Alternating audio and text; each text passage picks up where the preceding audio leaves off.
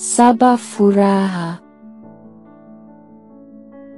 Abdul-Ba anatuambia kwamba furaha hutupa mabawa, kwamba tukiwa wenye furaha tunakuwa wenye nguvu zaidi, na kwamba tukiwa wenye furaha tunakuwa wepesi zaidi kuelewa.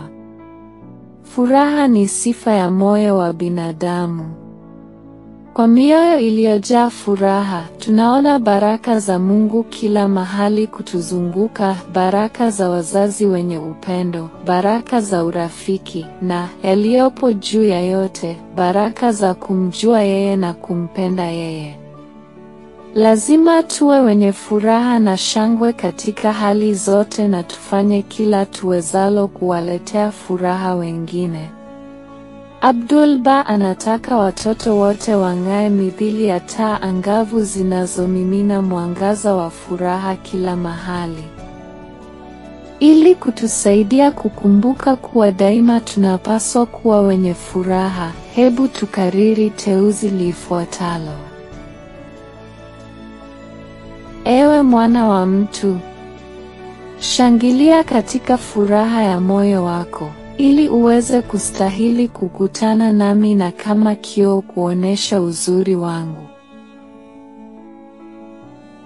Ewe mwana wa mtu, shangilia katika furaha ya moyo wako, ili uweze kustahili kukutana nami na kama kioo kuonesha uzuri wangu. Hadithi. Leroy Eoas alikuwa mbaa maarufu kabisa ambaye aliteuliwa na mlinzi kuwa mkono wa hoja ya Mungu mnamo mwaka 1951. Alikuwa akingali kijana mdogo katika mwaka 1912 Bwana alipotembelea jiji la Chicago. Unaweza kufikiria msisimko wenye furaha ya mtoto huyu wa kiroho kufika mbele ya Abdul-Ba. Siku moja, wakati yeye na baba yake walikuwa wakielekea kwenye hoteli alikofikia Bwana, Leroy alipata wazo. Aliamua kuwa alitaka kumchukulia Abdul-Ba maua machache. Kwa fedha kidogo alizokuwa nazo alifanikiwa kununua shada la maua mazuri meupe ya karnesheni. Lakini alipoikaribia hoteli akawa ameshabadili mawazo yake. Aliamua kuwa hakutaka kutoa chochote cha kidunia kwa Bwana, hata kama ni maua mazuri. Angempa moyo wake. Hicho ndicho kitu muhimu ambacho angekitoa. Kwa hiyo, baba yake Leroy aliwasilisha maua kwa Abdul-Ba bila kumwambia yalikotoka. Abdul-Ba baadaye aliwahutubia marafiki wote waliokuwa wamekusanyika hapo hotelini kwa ajili ya kukutana naye. Wakati wa hotuba yake, Leroy alikaa kimya miguuni kwake na alisikiliza maneno yake yenye busara na upendo.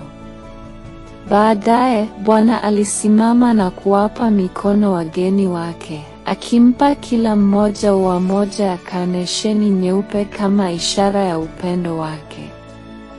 Leroy sasa alikuwa amesimama nyuma ya Bwana. Ninatamani kuwa angegeuka na kunipa hata mimi ua moja, kijana huyo aliwaza. Pengine kwa siri moyoni mwake alitaka Bwana ajue nani haswa aliyeyaleta maua hayo mazuri. Lakini moja moja, karnesheni nyeupe zilikuwa zinatolewa kwa watu wengine, na ilionekana kuwa Leroy asingefanikiwa kupata moja. Halafu, ghafla, Bwana aligeuka na kumtazama Leroy Eoas. Uso wake ulionesha upendo na macho yake yalijaa wema.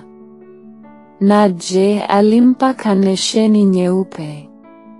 Hapana, Abdul-Ba alimpa kitu chenye thamani zaidi. Yeye alikuwa amevaa ua la waridi juu ya koti lake. Aliliondoa ua hilo na kumpa mvulana huyo. Moyo wa Leroy uliruka kwa furaha. Bwana alijua haswa nani aliyemletea maua ya kanesheni nyeupe.